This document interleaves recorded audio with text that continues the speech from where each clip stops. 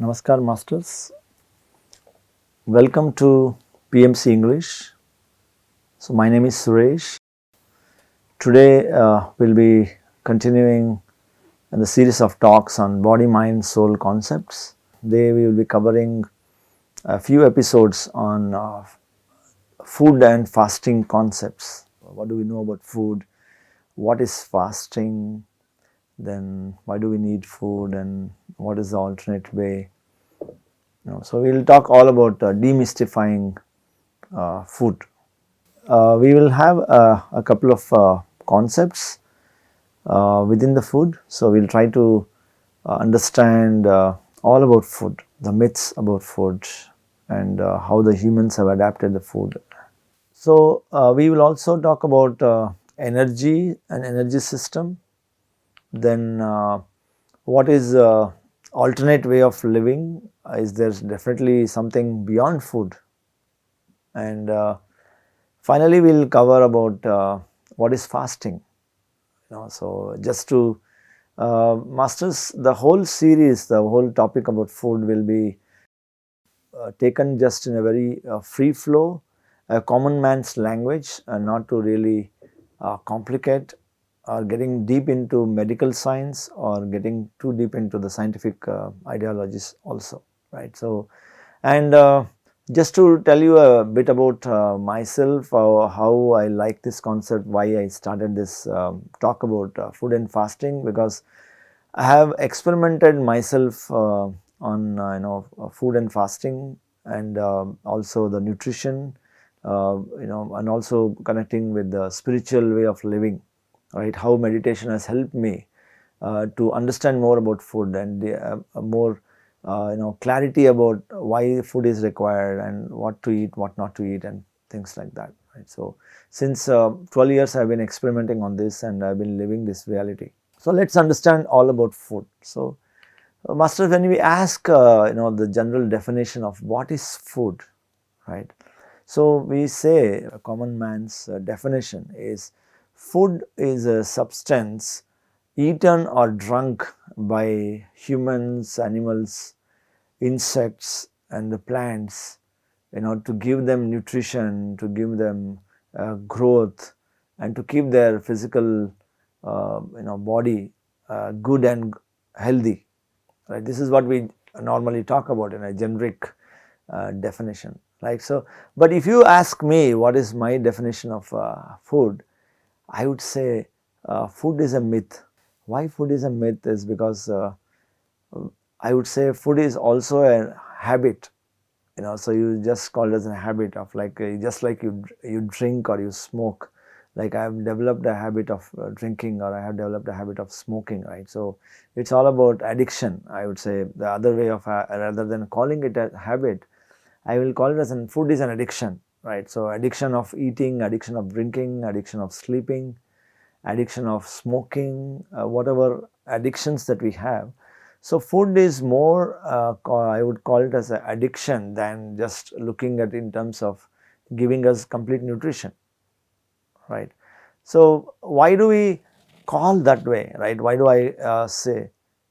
So why do we need food, right? So if I ask a normal person, then they will say food is required because food gives me energy. So food is required because we will say food gives me nutrition, it gives me protein, it gives me vitamins, it gives me the carbohydrates, fiber, or whatever, right? It gives me all the the requirement, the fats, everything, right? So we generally have so many conceptions about food, right? We have a lot of conceptions in the mind that what is food required for. So when we have never asked any question about food much in detail, like if we really go deep and just think for a while, why is food required for me, right? So have you experienced why you are eating food? Have you experienced that why you are eating the food at all?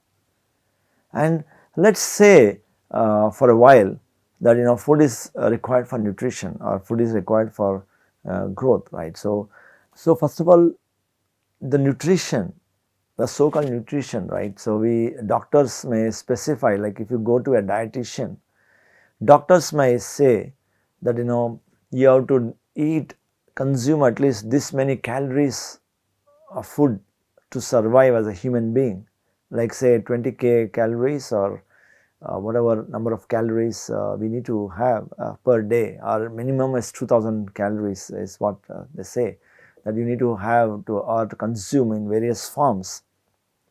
And then they say there has to be a balance of all the varieties of food, like nutrition values, like it can be right amount of protein, right amount of fiber content, right amount of carbohydrate, the sugars and fats. So nutritionists and dietitians, they talk a lot about it. But friends, we have to understand one thing in particular is that the whole food that we take, whatever we eat, the digestive system is also driven by the mind. So the food that we eat today, right, will be nectar for you because you would have eaten with a very great sense of enjoyment, and you will be sitting with a lot of lively people around you, or maybe a very happy mood where you have had a great morning or a great evening.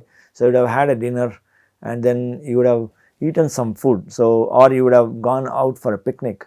So when we eat food in that frame of mindset, anything that you eat really gets you a great high, or a great you will enjoy the food, you will love the pleasure of the food, and then you will enjoy every bite of it, right? But when your mindset, assume that you had a very stressful day or a very tensed or a very busy day, and you had a very argumentative day with someone, or you are not in the right mindset of eating, or you are just gulping the food, so the same food can turn out to be toxic.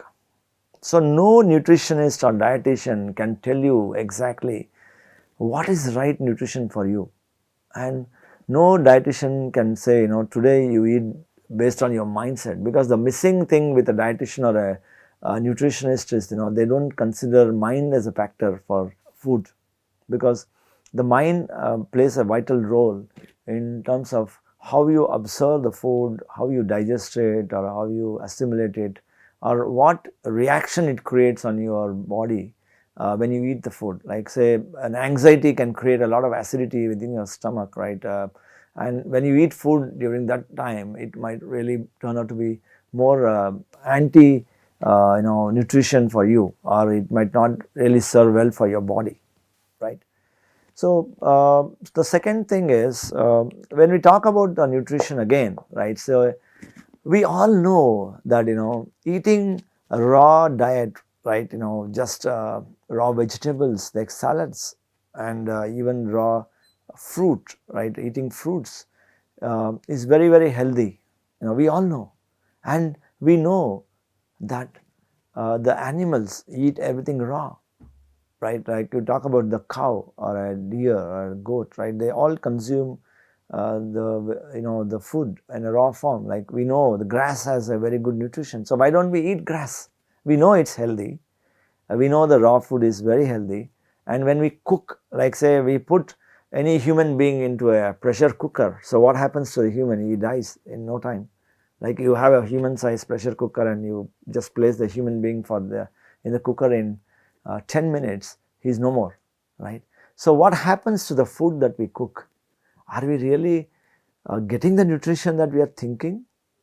Are we really talking sense in terms of whatever nutrition? So though we know that raw food diet gives us ultimate nutrition, and nothing the enzymes of the fruits doesn't die, and we consume it raw, and the juices we take, and also the vegetables we eat, why don't we continue that? Because humans look for pleasure, right? We enjoy it just because of our tongue and the nose, that we just love that food, and we just want, that's why I call it as an addiction, right? So when you have an addiction, addictions is of two types, right? One is you love the flavor and the texture of the food, or then we just get a habit of eating 3 meals a day, right? You see the clock and say, oh, it's a breakfast time, so let me have breakfast. So you see the clock and say it's lunch time, let me have a lunch. And you say dinner time, let's have dinner. Oh, the doctor has said that you should break the meal into smaller bits.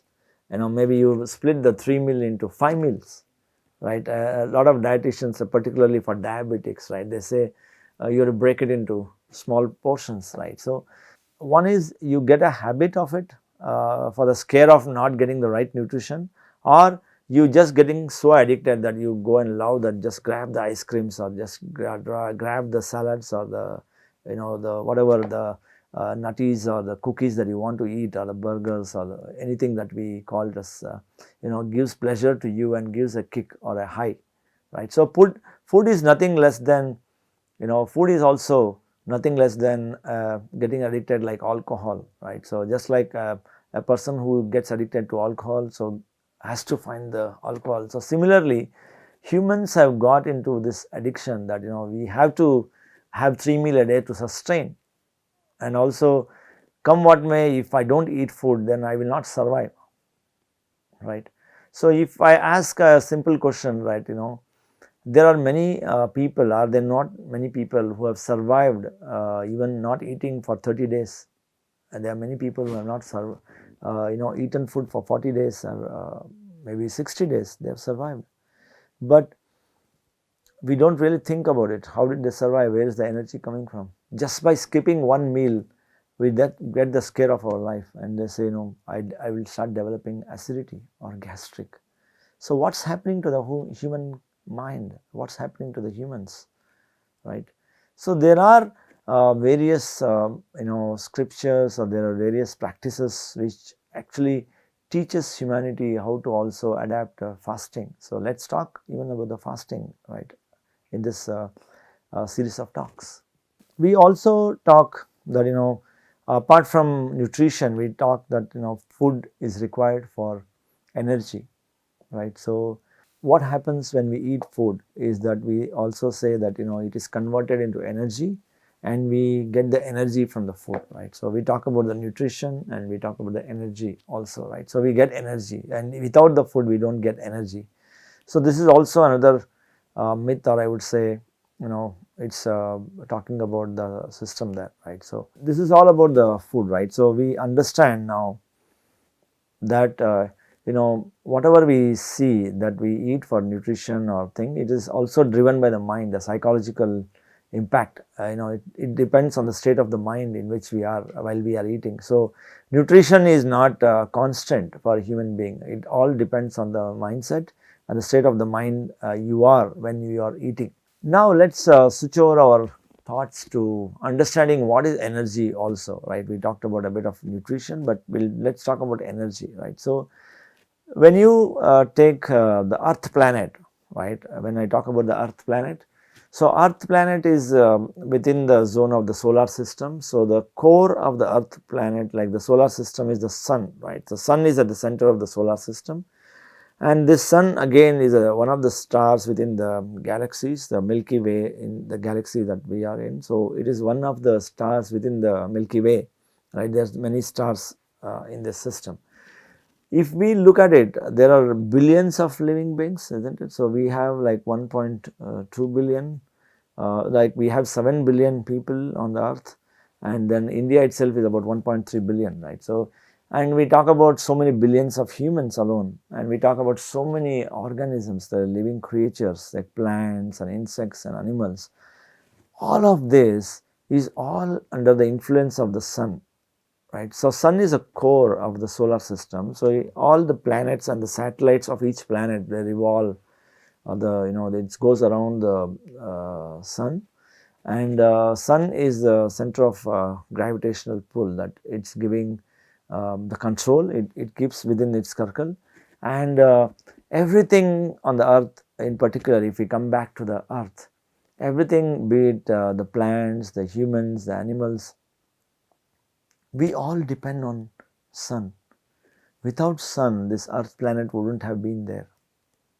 And just imagine, every plant makes food out of sunlight, isn't it? Every plant makes food out of sunlight, and it also takes in water and then the earth element. It makes food for itself from these natural elements, right? And even when we wake up when there is a sunrise, and when we lie down when there is a sunset, when it's getting darker. So just imagine, masters, so we don't have a direct connectivity, like there is no wire that is drawn from the sun to the earth. saying that, hey, here there's energy, I'm giving you a pipeline of energy. Like we draw electric wires from the grid and then connect to every home, or we have a water connectivity given to every home. So there is no wire connectivity, or there's no funnel or a pipe that's created between sun and the earth. So have you ever thought about it? How is that the entire ecosystem on earth is dependent on sun but yet not physically connected to it? How is that we are able to draw that energy? How is that able to get the energies from them? I come away from the solar system and now suppose I get into the cellular structure or the atom. So if I look at atom, just similar to what we see in solar system, even if I look at the structure of an atom, it has something like a nucleus at the center, and then it has the protons and electrons going around. So the nucleus is like a neutral particle, then there's a electrons and protons going around the nucleus. It is just like a replica of a solar system, isn't it?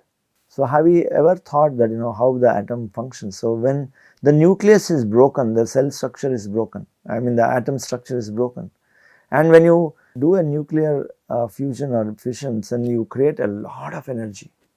So every cell, like an atom broken, right, it releases a lot of energy that cannot be controlled. Like, so like a radioactive element, right, when you go through a nuclear fission or fusion process, so it generates a lot of energy. So where is that energy coming from? It's just it's a nuclear, means it's getting into the atomic structure level, right? And how many cells do we have? Like if I take just even a stone, right, it has so many atoms in it. So can you imagine, it may be a static particle or a static gross mechanism sitting there, but can you imagine if I consider that every atom has energy and every atom is similar to what a solar system is, then how many solar systems are within a small piece of stone? So it's amazing when we go, it's like looking at a micro and a macrocosm, right? So if I look at the solar system and the atomic structure, it is almost like I would call it as a hologram or a replica of what the solar system is. And when I come back to the human cell, right, human cell also is almost similar to a solar or system, or I would call it as a similar to an atomic structure. So it also has the nucleus at the center, and then you have all the necessary ingredients, that is, you can call it as a mitochondria, or you can call it as a enzymes, or the gene structure, or the DNA. So again, the nucleus controls the cell, right? If the nucleus is collapsed, or it dies, or the cell dies, so if there is no nucleus, the cell dies again. So again, the core of a cellular structure also is a nucleus. So similar to like the core of the solar system is the sun, that also is a the core of the cell. So each one of them, like when we compare the solar system, then atom, and a cell, a human cell, the biological cell of any creature, so it is all looking alike. The construct or the structure, the basic element looks almost similar. Maybe with the names and the ideologies that we talk about it, around it is different, but everything revolves around the same concept, right, master? So let's give it a thought about it. So have you ever thought that every cell carries certain amount of voltage, or we call it as a potential level. So even if I say, we talk about there is a zero 0.7 volt potential in every cell, and then we have trillions of cells within our body. So if I align every cell in my body in a sequential way, or a series connectivity, then will generate millions of voltage, and even a person touching you, or not even touching you, just staying away from you at a distance, can just vanish, just burn and become ashes, turn into ashes. So that's the level of that energy that we are talking about. But just that the cellular voltages, we call it as cell itself, that means to say, we call it as the batteries were called as cell. So cell itself has, that means it has a positive and a negative connectivity. It has a bipolar, so we have a positive and negative. So when we connect every cell in a series, so we can generate a huge amount of voltage, a huge amount of electric current that can be made good use of, or it can be disastrous for us, right? So let's think about it, that we also carry a lot of energy which we are not aware of. So masters, till now we just understood about a bit about nutrition value, then energy concept, then the pleasure and the enjoyment that we get when we eat food. And we also talked about energy, like how the whole food chain on the earth planet is dependent on the sun, right? Though it's not physically connected, we are dependent on the sun. And then we saw the structure of the cell is, or the atom is similar to the solar system. So that means to say we carry a living solar system in our body, a living solar system in every matter on the earth planet, right? So it's all the replica, it's just like an hologram of solar system is there in every cell or every atom on the earth planet. So let us also give a different dimension now. So have you ever heard about breatharianism? Have you ever heard about living on prana? Have you ever heard about living on light? So I did a bit of an experiment on myself in way back in 2010, when I suddenly discovered that there is something called as a breatharian concept. I just realized, wow, is that a reality? Is there something that's really possible? Is it really human to be on breath, on light, or just living on prana? Wow. So then I thought, let me understand. I just understood this concept. So I just started pondering on that, and then I could get some material. Like I just happened to see a video way back in 2010, right when I was in transit from the US to Taiwan, hopping over Taipei. I just happened to see a video on a TV channel called suprememasterstv.com. Then there was one program that was going on, and I was just pondering, like I was already a meditator and I was more like a spiritual seeker, so I used to ponder on channels. On the TV, for my surprise, there was a spiritual channel also in a country like Taiwan. There was an English channel. Then when I was just, it so happened that I saw interview about a couple called Akahi and Camila. They are from the US right now. They are called as a breatharian couples. So they live without the food. So they very rarely consume physical food. And they say they are living on light. So they are living on prana. They are living on the breath. So they don't eat physical food. So it is mere for some occasions that they consume for socializing, or when they get some urge to eat certain amount of liquid, or they drink some sort of a liquid, or maybe take a fruit bite occasionally. But it is not just for them to survive. I said, is it really possible? Then and they also perform all the physical feats on the stages. They work at the fire, they play with they perform a lot of physical feats like gymnastic and such other works on the stage, right? So I was just wondering, how is it possible? And they say even the lady Camilla, she had a baby, she conceived and she was pregnant. When she was pregnant, she hardly ate about 3 to 4 meals in the whole of pregnancy. I said, wow, this is something very new to me.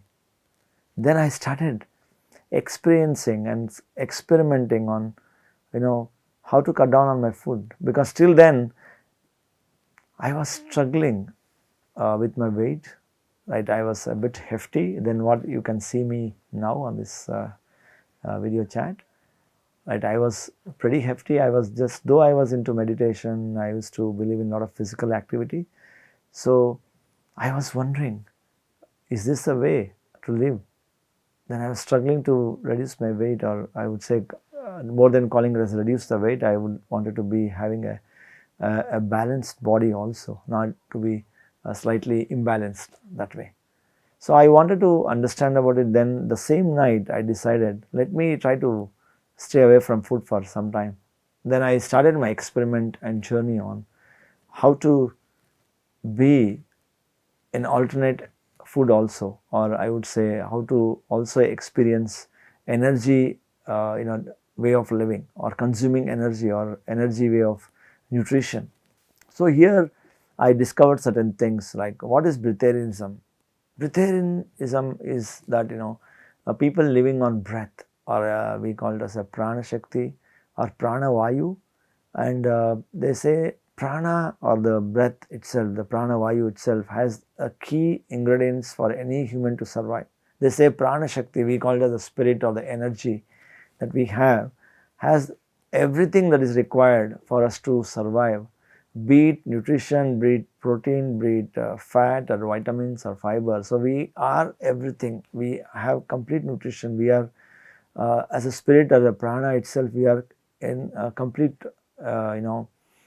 carry every nutrition we need, and we can survive on our own energy. So this is what we call as a breatharian concept. So which is like, hey, you have a perpetual system within you, and then you can just tap on it and then you draw all the nutrition we need. But we are so caught up in our addiction of eating food without whether even understanding whether we are hungry or not, whether I need this food or not. We just grab something to eat and then we don't even bother about it, what we are doing, why we are eating, how much we are eating, when are we eating, how are we eating. So nothing is aware, we don't really care about it. So breatharian gives you a thought to ponder on. So breatharian says, every human has, or any animal has, the prana shakti on which we can depend, and the prana shakti has all the ingredients that is required for a human to survive forever.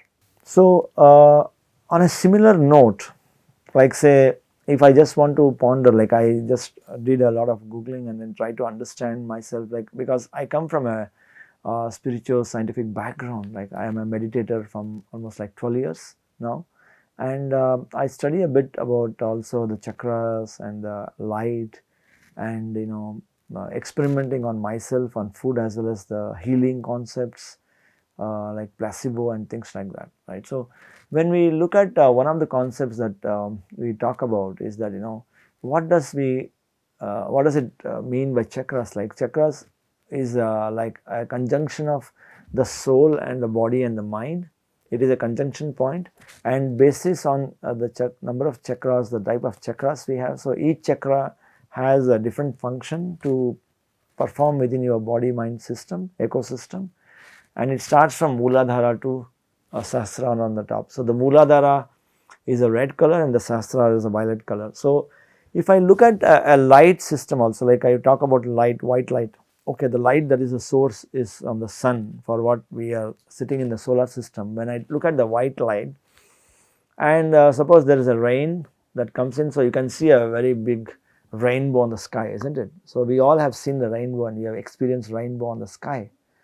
So when you see the rainbow, the lowest color is red. It starts from the red, that is we call it a low frequency color, and the highest on the top of the rainbow is a violet. So we call it as a high frequency light, right?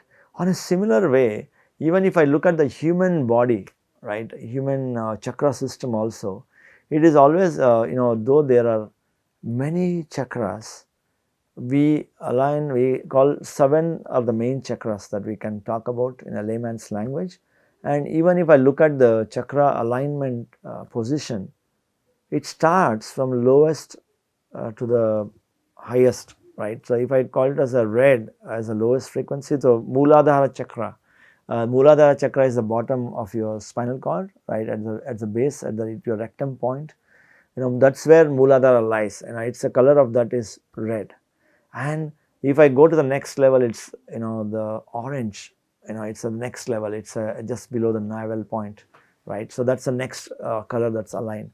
So similarly it comes to the yellow, and then the green, and then the blue and indigo and violet, right? So that's how it grows. So if I look at the chakra system also, it has 7 colors. And when I take the light coming from the sun, it also has 7 colors, right?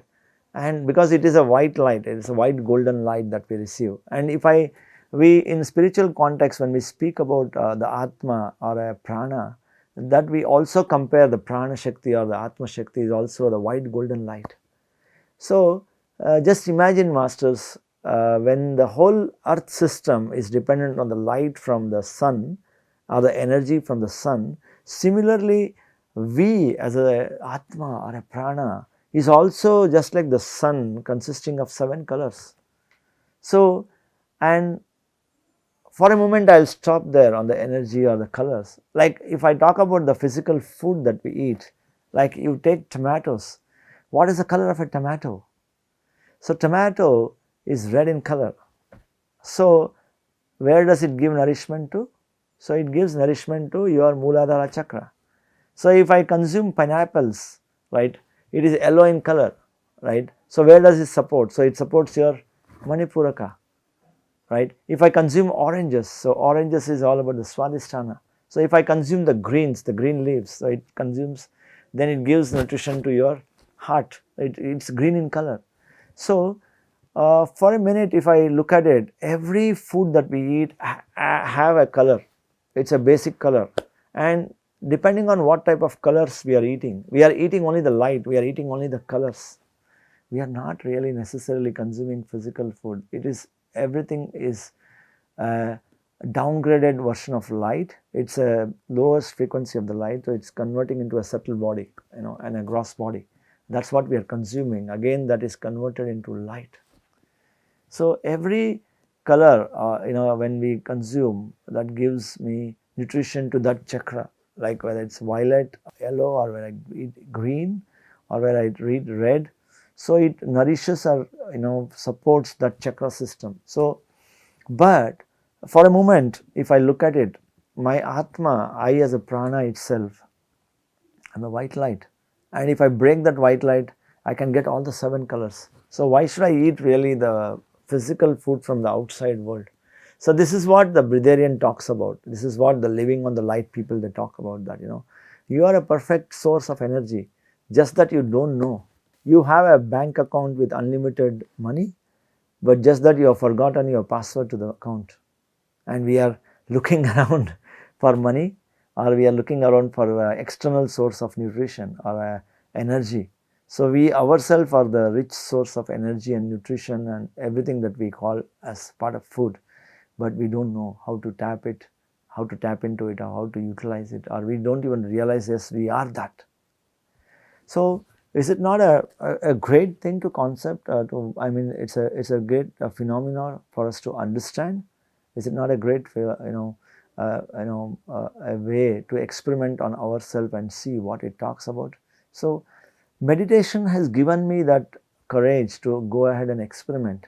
So, since last 10 years I have been like not completely dependent on physical food, but I can switch between eating to non-eating habits and freely fast whenever I do not want to consume the physical food. So, I eat food more with a perception of indulgence, in perception of to enjoy the pleasure and the feeling of the food, not just necessarily ponder about the nutrition value, because we are not eating all the 7 colors. When I say the food has to be perfectly balanced, then it has to serve all the chakras, the 7 chakras, that is each chakra is controlling, like say you talk about the Vishuddha chakra, it talks about the thyroid gland, right. If you talk about the Swadhisthana, it is a water element, it takes care of all the secretion glands, the hormonal glands, and then all the genital organs are linked to that, right. If I talk about red, it talks about blood in your body. So, it talks about green, then it talks about the heart. So, we are not eating perfect balance of the food, and when we boil and cook it, then everything is gone, the color goes, the nutrition goes. So, what are we eating? So, we do not know that we are still staying healthy and happy without even understanding that we are not eating perfect nutrition. So, where is all this nutrition coming from? Where is it coming from? How are we able to manage a nutrition level? How are we able to manage a perfect energy system as a human, and we are still enjoying the life? So, it is such a wonderful idea to ponder upon, that we are just in a myth that we are living only because of eating food. No, we are drawing the energy when we sleep and lie down. We can see a lot of people who have survived without food for many months, but it is very rare to find a person who kept surviving without sleeping for many months. They call insomnia, or they will get into a lot of other complications, right? So sleep helps us to disconnect the mind and connect to the source, and we recharge ourselves. When we wake up in the morning, we get all the energy that we need and recharge ourselves, right? So that was all about a bit of a breatharian concept, and then what is that light concept, right? So what breatharian concept says is also that we are all in a myth, and the whole there is nothing called as a nutrition concept. If I talk about the pure play energy, it's all energy. Everything is converted into energy. Anything that we eat is a form of energy or light. There is nothing called as a nutrition. There is nothing called as a protein, vitamins or minerals or carbohydrates. It's all energy. Everything is ultimately energy. Everything is ultimately light. Now let's switch over to looking at are there really some human beings who are living like this? So I did check with some of the living legends. So let's talk about a bit of a living legends who are living on these concepts, right? Who are really leading by example, right? So they are working on it, and they are teaching this concept to the human world, and there are still a lot of people who are following them or experimenting with these concepts, and there are not many who are doing that also. So one of the masters, one of the first masters that I actually got to know is there is a great master guy named Hiraratan Manek. Okay, so he has developed something called as a HRM technique. Okay, it's called a Hiraratan Manek sun gazing technique, right?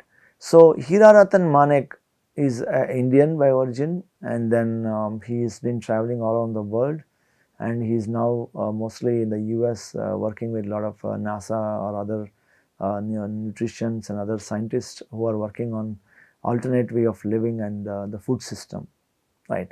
So what happened is HRM Hiraratan Manek discovered or understood or got to know about sun gazing, which is actually an ancient way of yogic way of living, and there is a technique, specific technique that he developed or understood through his knowledge or seeking of knowledge and reading books and scriptures, and understood that there is a way out. If that human being gazes the sun, which is the source of all the energy on the earth planet, if I gaze the sun every day, then we can literally convert every cell in the body into a solar cell, or it can convert every cell, the nucleus within each cell can become literally like a sun, which gives energy perpetually, or it is always connected to the sun and charges itself. So it gives all the energy and nutrition that is required. So he started developing a concept of sun gazing, where every day he used to be looking at the sunrise and the sunset, like 1 hour from the time of sunrise and 1 hour just before the time of sunset, right? So these 2 hours, he says, it's very safe for gazing. So just stand on the dirt or a soil or a sand or a playground where it is there is a mud ground, and get yourself grounded and look at the sun.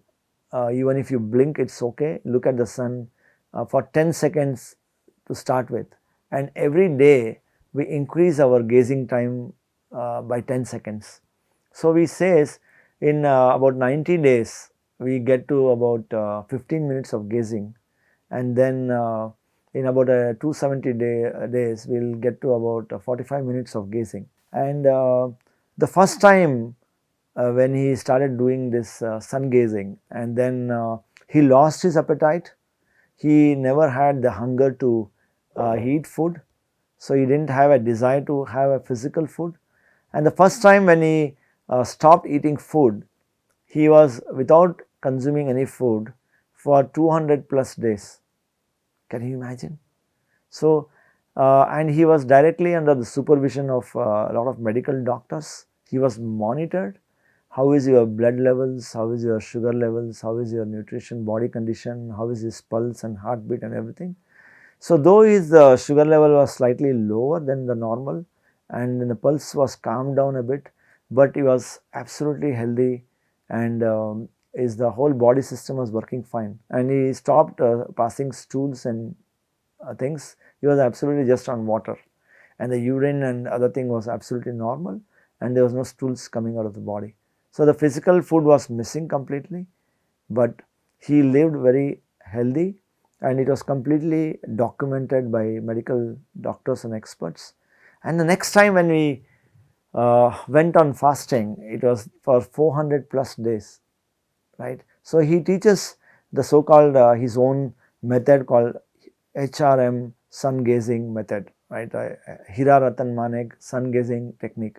He has a site called solarhealing.com or solarhealing.net, right? So it talks all about the healing properties of sun gazing. He says a human can be completely relieved of all the psychosomatic diseases, be it related to physics of your body, the physical body, or the mental body, that mind. So anything related to the psychosomatic, and we can, if we go up to a level of gazing the sun for 45 minutes, then you can also be enlightened, right? Spiritually awakened person. So if you want to just looking for psychosomatic health, then you can stop at 15 minutes, and then the rest of your life you will lose your, all your medicines are not required. You keep including your eyesight, your body, everything gets very good. And when you get into a level of 45 minutes, and then you can stop even gazing the sun, and just walking barefoot for 45 minutes on the sand or a mud ground is good enough for you to keep you charged and keep you healthy and energetic without consuming physical food. So this is about Hira Ratan Manek, who has lived. You can also Google and check about Hira Ratan Manek. Of course, you can only experience it when you actually do it. So I used to do a lot of sun gazing. So whenever I did sun gazing, or I did it for a couple of months, I experimented on it, and I used to sense a lot of energy, and the physical appetite to eat food was reduced drastically and tremendously, and then the whole day I feel energetic, and even the eyesight improves, the charmness, the aura or the radiance of your face and the physical body improves quite a lot, and then the health mentally and physically has improved quite a lot for me. So that was all about Hira Ratan Manek, a great yogi from India, teaching sun gazing to all of humanity and moving all around the world. So he has also dedicated himself, the body, for studying by scientists, and helping them to understand how humans can also live in alternate energy, alternate nutrition, or alternate food system.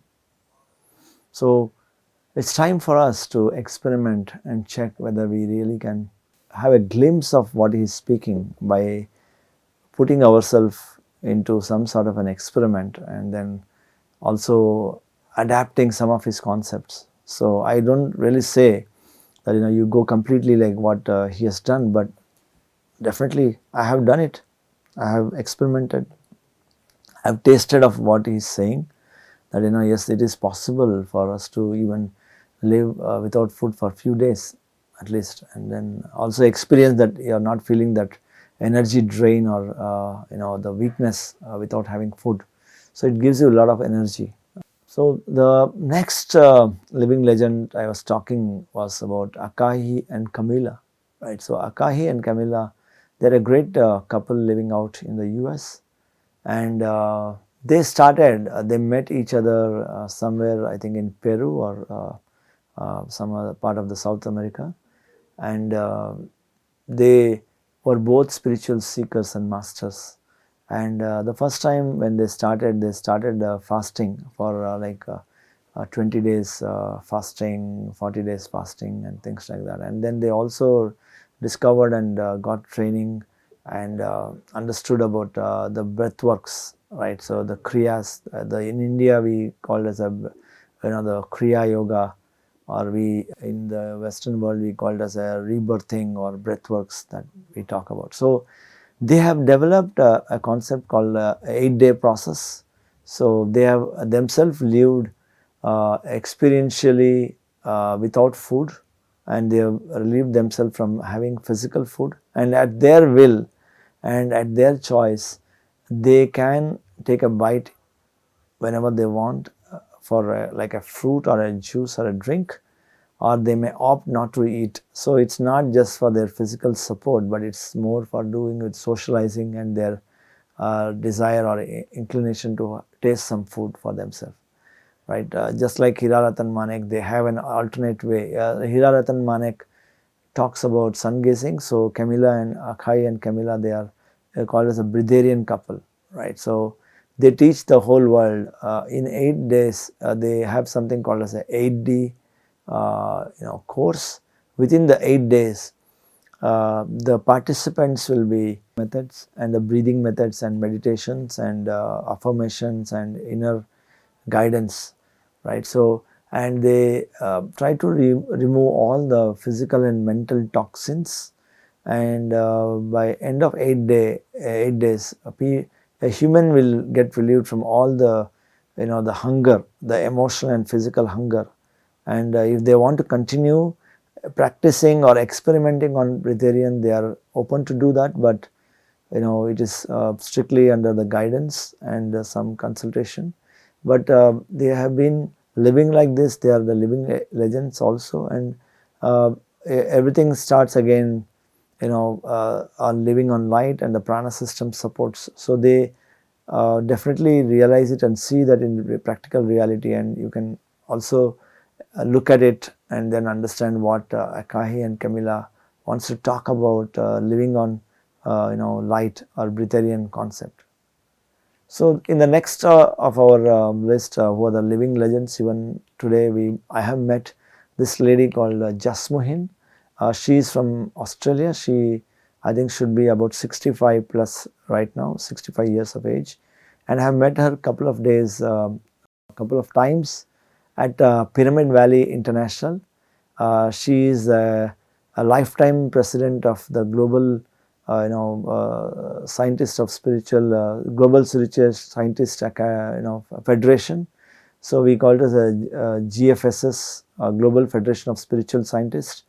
And every year we used to have this the federation of all the spiritual masters at Pyramid Valley, Bangalore. And she is a lady who started to live on prana, and she teaches how to live on prana to the whole world, especially when we talk about nutrition and the energy requirements. So she experiments on herself, and she also occasionally might be consuming some liquid or coffee or tea, whatever her choice is, but she has been living on prana. And she teaches the cosmic breakfast, cosmic lunch or cosmic dinner concepts, like say through meditation. So her concept, I have gone through one of her free sessions when we were in the workshops. So we try to talk to every cellular system within every cell in our body. Like every cell is like a living bomb, right? It's like a living replica of solar system, as we talked about it. Every cell has their prana. Every cell is a living being.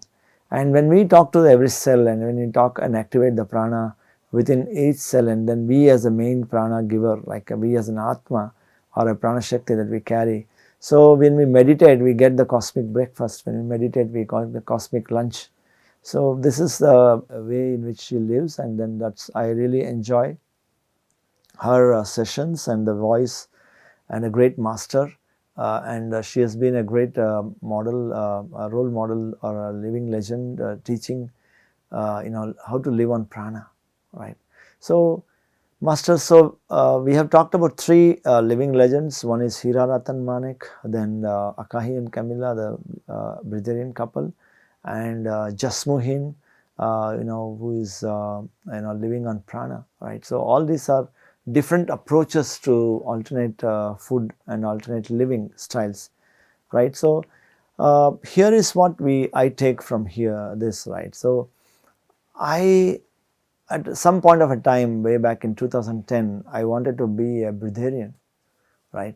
Then I started getting too intensive into that. Then I switched myself from eating to non-eating, and practiced like 2 meals in a week. So I used to have 2 meals in a week. Then it was like meditating whole night, like starting at 10 p.m. to morning 5 a.m. and work as a I was heading an organization in Singapore at that time. When I was in 2010, I was in Singapore. So I had my family back in Bangalore. So I used to travel 3 weeks in Singapore, 1 week back in Bangalore. So I got all the liberty and time to experiment myself. That's when I started my journey in meditation. So meditation with the Pyramid Spiritual Science movement, I met Patriji, and then I met a lot of masters of PSSM movement. And I would say it was a rebirth of myself. It was a spiritual birth of my soul, or my this lifetime.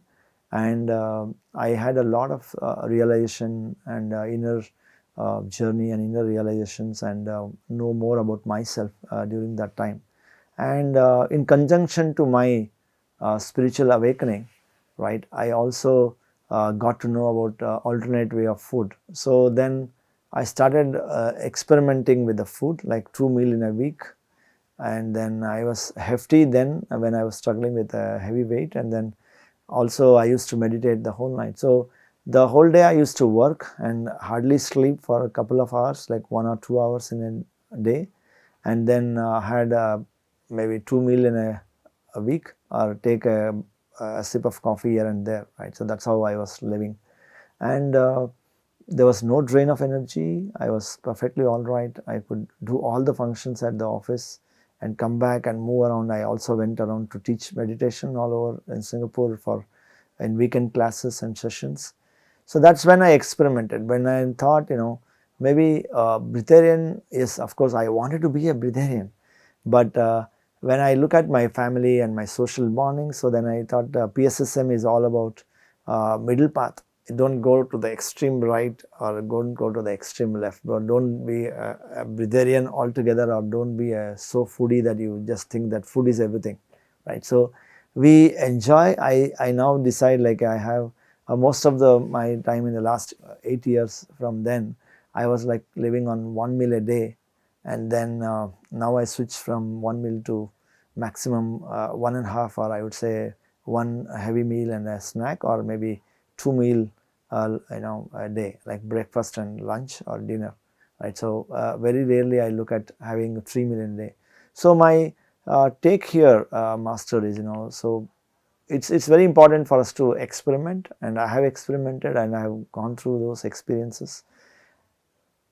Now let's look at what is fasting, right? When we right now, all this through this time, like last couple of minutes, we spoke about what is the food and energy system. Then we talked about masters who are living in alternate source of energy and alternate to food.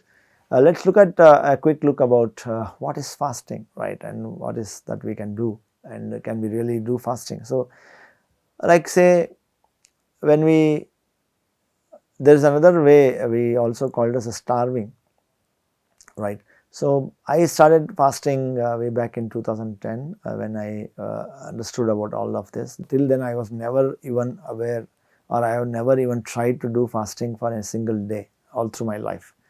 But now I can easily switch from eating to non-eating habits. So when we talk about a lot of Indian, one of the great masters of India is our Dr. De Great, our father of nation, or we called, the independence, the freedom fighter, our Gandhiji, right? So he, from the childhood, he had learned the art of fasting, and he had done a lot of movements on Satyagraha movement, right, going on fast to get his work done, right? So from the childhood, because of his mothers and the religious practices, or whatever the austerities they used to do, so he used to be fasting once in a week, right? One day in a week, I think it was Monday. So he used to do fasting once in a week without fail. And that, if you look at it, he was pretty lean, but the way he used to walk and they used to have endurance and strength, it was amazing, isn't it? So we have heard about Gandhiji, and a lot of movies have been shot on him, right? So, and I have read through his My Experiments with Truth, a great book to read about the autobiography of a great master written by himself. This was a book suggested by the Swadhyaya list given by Patriji from PSSM movement, right? So I picked up this book, I enjoyed this book, learned a lot about the Satya Marg or the truth, a journey of truth and experiments with truth by Gandhiji. And fasting also is one of the topics that he has talked and discussed about. So let's look at what is fasting, right? So fasting is the fasting happens, or the fasting is a process where we don't eat food and we tell to our body that I am not going to eat food, right? And there is another way of looking at it, like there is something called starving. So what is starving? Starving is a process in which we tell to ourselves that I had to eat food, okay, I could not eat food the whole day because I was busy, and then that's called starving. And then we get a thing called as acidity or gastric or ulcers or chronic ulcers. So we get into starving mode, right? So fasting is something which we willingly do and which we enjoy doing it. Starving is something which we don't want to fast, or we want to eat food but we are not eating food, or we are unable to eat the food, right? So much so if I look at it that way, right, both are just a switch. If I talk about it, it's both are empty states of stomach, but there is a different state of mind. Like if I take about a lady, like suppose a lady like a homemaker who is cooking the whole day, typical Indian homemaker who is cooking for the whole day because there are a lot of guests at home, and then the whole day she is busy and cooking, serving them breakfast, serving them lunch and serving them dinner, and they are done for the day, and she could not even get time to have any meal for the day on that day. And then at the end of the day the food is also over. As we prepare, everyone has eaten it, there's nothing left for them. So that lady feels very dejected or frustrated, and feels very angry that I have not got a single minute to eat my food, and my mother-in-law or my family members have not really seen what's happening to me, right? So and she sleeps out of frustration, right? And in the morning, in the night, she feels very weak and angry and really feel very let down. And the next day morning, the mother-in-law of this homemaker, she comes back and says, hey, beta, you have not eaten the whole day. I just realized, I'm sorry for that. And then here I have cooked you some dishes for you. Have it. In the morning I just made breakfast for you. Please have this. Then the lady, the homemaker, realizes that that day is her fasting day.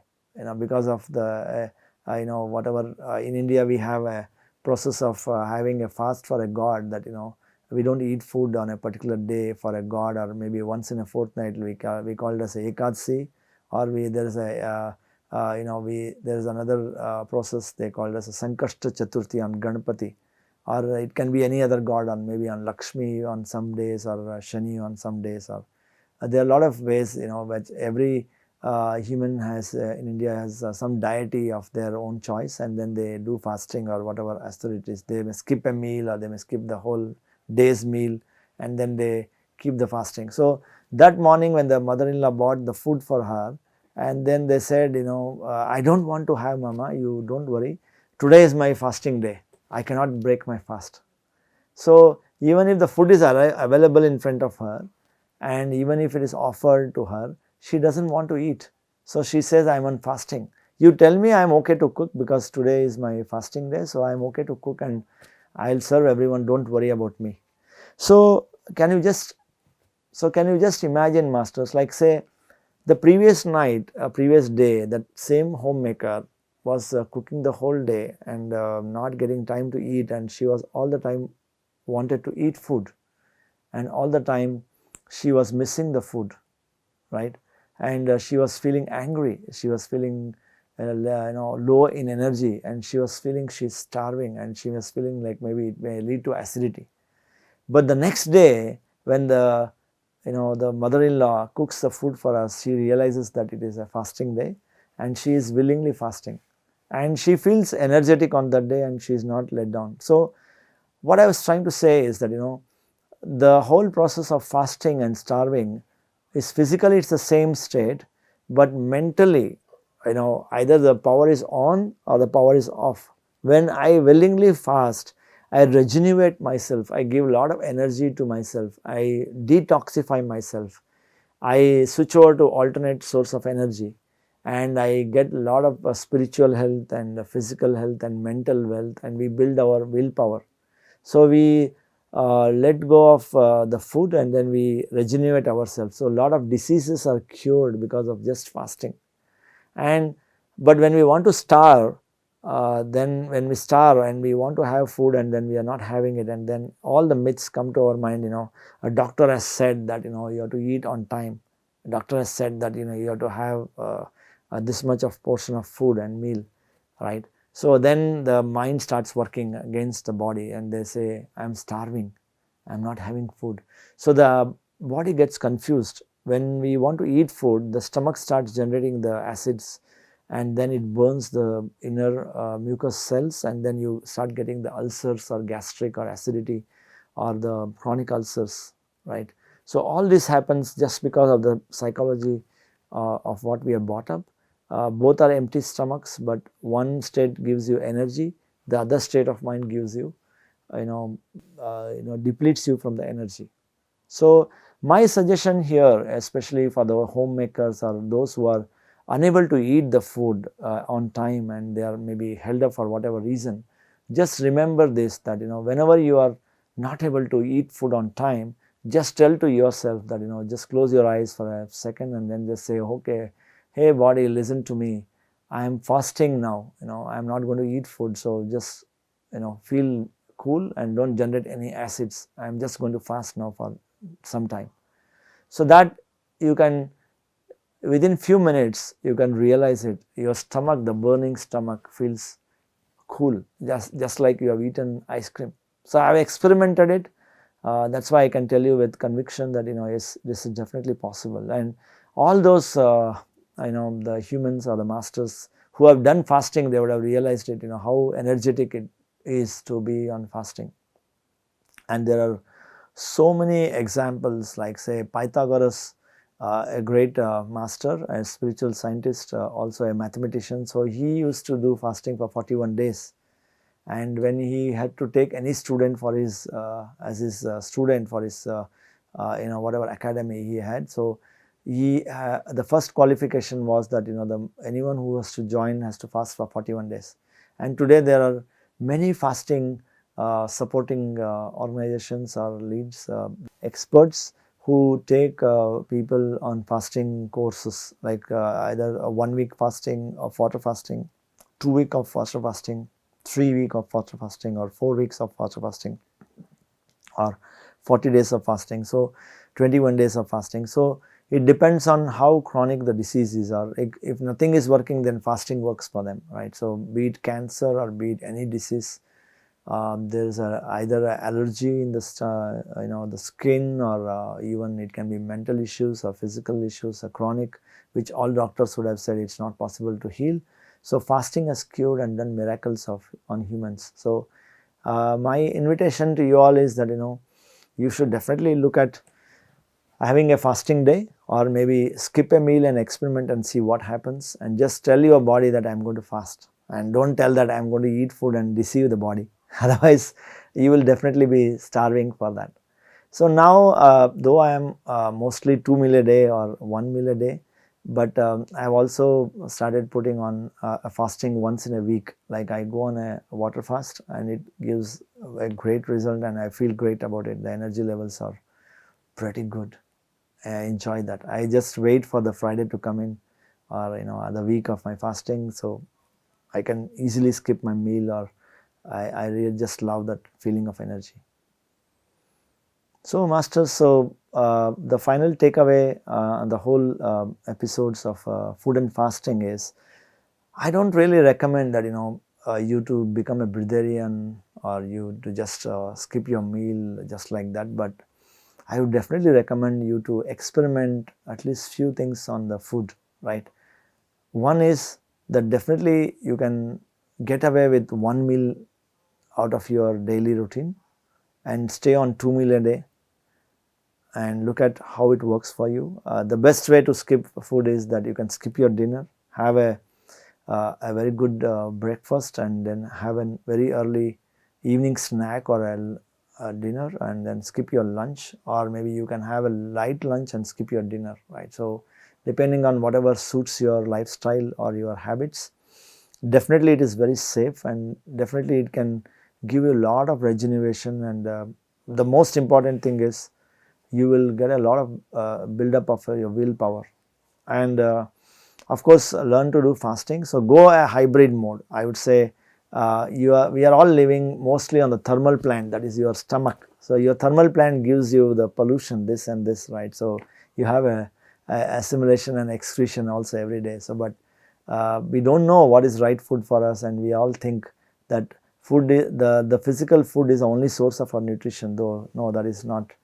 It is, there is also a spiritual connect. We are all living masters, we are living beings, and we are having a cosmic energy. We are connected to the source wirelessly, just like the earth connected to the sun wirelessly. We are all connected to the source, the Atma and the Paramatma, or in union to each other.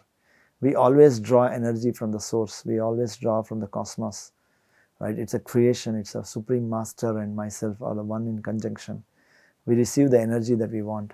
And definitely these experiments of fasting and converting from completely thermal plant to a hybrid plant, like you stay on cosmic energy for some time, and you also indulge your tongue and pleasure of having socializing and food for some time. So you will be between the thermal and the, you know, the cosmic source of energy, and start experimenting on it. I hope you all will enjoy that, and I'll be glad to take your comments and sessions, questions on this, and stay safe and good, and keep meditating.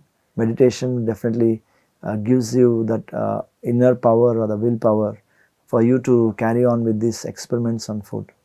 Thank you very much, Masters. Namaskar.